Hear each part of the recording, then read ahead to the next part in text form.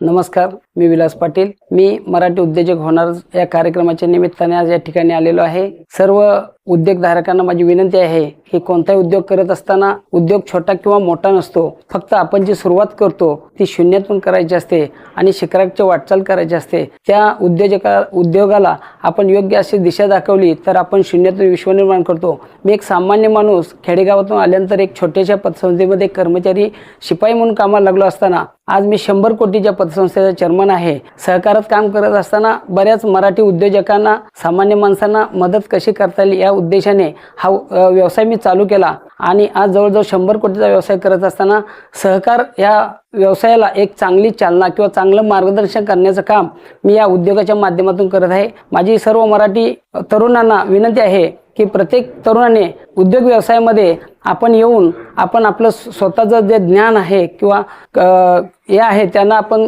चालना देऊन एक चांगले उद्योजक बनावं असे या कार्यक्रमानिमित्त मी त्यांना विनंती करतो. आज या ठिकाणी सर्व मराठी उद्योजक आलेले आहेत. ज्यांनी नियोजन केले, आयोजन केले त्या सर्वांचं मी आभार मानतो आणि अशाच मराठी उद्योजकांना वेगवेगळ्या पद्धतीने चालना मिळावी एवढं मी शुभचिंतन करतो.